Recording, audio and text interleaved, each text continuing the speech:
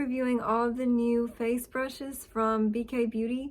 So they have extended their core line of brushes.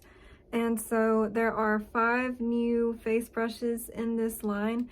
And there are also 4 new eye brushes. I will do a separate video on the eye brushes, but today's video will be covering details on the new face brushes.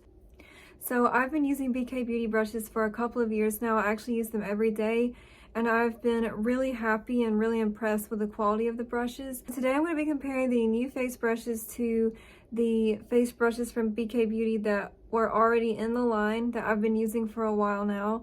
And I'm also going to show you application of products with the new brushes. And below I will link Lisa J's video where she explains all of the new brushes, and also the video where she shows application techniques. And I also want to say thank you so much to BK Beauty for sending me these brushes. I'm so excited to try the new brushes and expand upon the BK Beauty collection that I already have. And in particular, I'm excited for these brushes because the theme seems to be precision and detail work. So I'll explain that more in the video as I am showing you how to use the brushes and comparing them with other brushes as well. So starting with the face brushes, the first new face brush is the 109, and this is a mini contoured foundation brush. You can compare this to the 101 foundation brush, and the key differences here are that the new 109 is much shorter in length, as you can see, and also that the 101 is much more dense. So this is the 101 original foundation brush, and this is the new 109 brush. And so you can see this is much less dense and also shorter for more precise application. So I think this would be ideal for applying foundation in specific areas. So for example, I'm going to apply it to my chin because I have some redness in that area. I also think that this would be really nice for blush or a bronzer. So again, because this is less dense, it's ideal for shearing out products. So it's not going to be, if you want a more full coverage foundation look, then this is probably not the brush that you would want to reach for. But if you are going for something more sheer and you just want to cover specific spots, then that would be ideal. So I applied foundation to this side using the 109, and so it sheared out the product really well, but it also, as you can see, covered up the redness as compared to this side. So just upon initial impressions of this, this will shear out foundation more than a more densely packed foundation brush such as the 101. However, compared to a beauty sponge such as a beauty blender, this will definitely give more coverage. So if I were ranking methods of applying foundation in order of most sheer to most full coverage, I would say the beauty blender would be the most sheer, the 109 would be in the middle, and the 101 would be the most full coverage. Just comparing those 3 applicators. Okay, so the next new face brush is the 110. This is the large concealer brush. This can be compared to the 108. So the newer brush in this case is more densely packed versus the original 108 brush is less dense. So the new brush is definitely more ideal for thicker concealers. And so I heard Lisa describe this as sort of a mix between a sponge and a dome-shaped brush. So I think this is a really unique brush. So currently I don't have any thicker concealers. The only concealer I've been using recently is the Color Science Total Eye 3-in-1 concealer. It's actually a concealer and SPF combined. So I'm going to apply this and blend it out with the brush. Yeah, so definitely what I'm noticing with this is that I'm getting a lot more coverage. I actually usually apply this concealer with the Beauty Blender, so I'll just use the Beauty Blender on this side, but the Beauty Blender definitely shears it out a lot more, obviously because this is a densely packed brush versus the sponge is always going to give, in my experience, a more sheer coverage. And so, wow, okay, I think I can really see yeah, there's definitely more coverage here versus here. So all right, so to me there is an obvious difference on this side. So I think I'm gonna balance it out now that we've seen the difference with the beauty sponge versus this brush.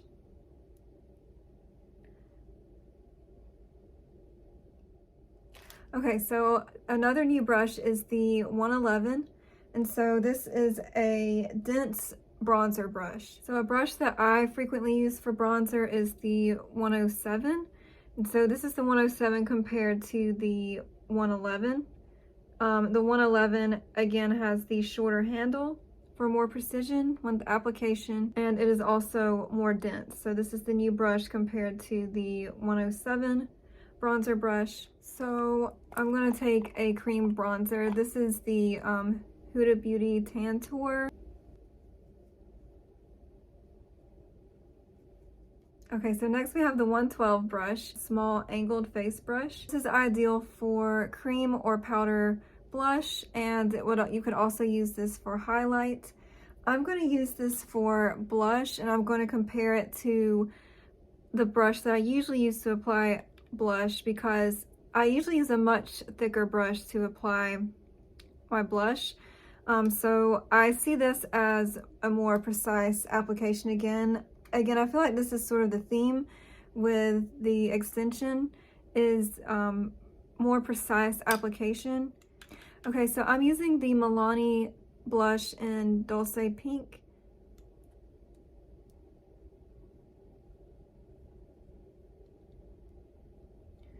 So I'm just sweeping this where I would apply a blush slash highlighter, because this Luminoso blush has a sort of, because this Luminoso blush has reflective properties, so it's sort of a cross between blush and highlight. So here's this side with using the new brush, and then I actually use the 107, which I compared to the bronzer brush. I actually use the 107 most commonly to apply blush, and so on this side I'm going to apply blush as I usually do.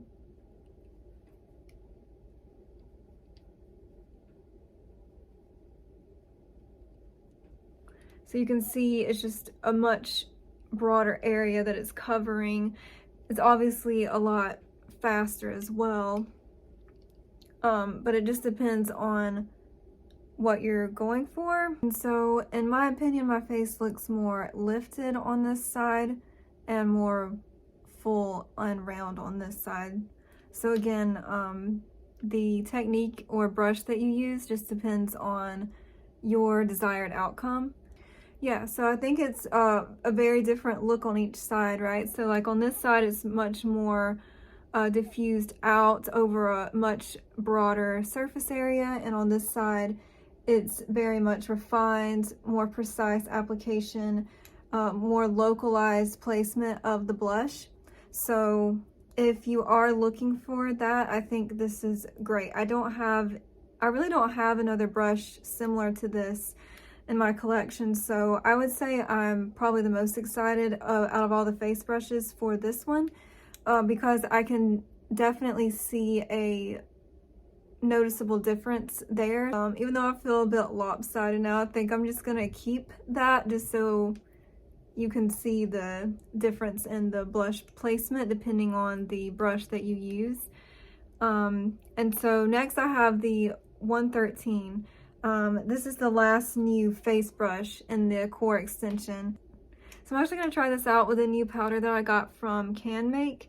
This is a Japanese makeup line, and I recently got some Korean and Japanese makeup that I'm planning to do a video for. I'm just going to apply it sort of in places where I tend to get creases in my foundation, so just like the smile lines.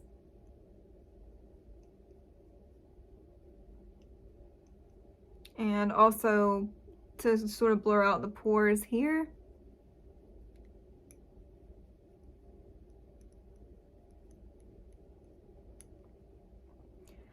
And also I want to go ahead and take it underneath the eye.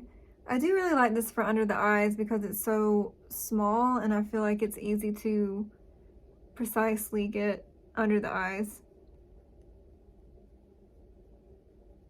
And so these brushes are now available for purchase. So I'll have the details for that linked below for you also. Okay, so those are all 5 of the new face brushes from BK Beauty. I am really excited about this brush line. I really do feel like they add something unique to my collection, and I will be posting a review of the eye brushes soon as a part 2 to this video. I hope this video was helpful. Please let me know if you have any questions that I can answer specifically about how these brushes compare to the brushes that were that have been in the line previously. Thank you so much again to BK Beauty for sending me these brushes. Thank you so much for watching, and I'll see you soon.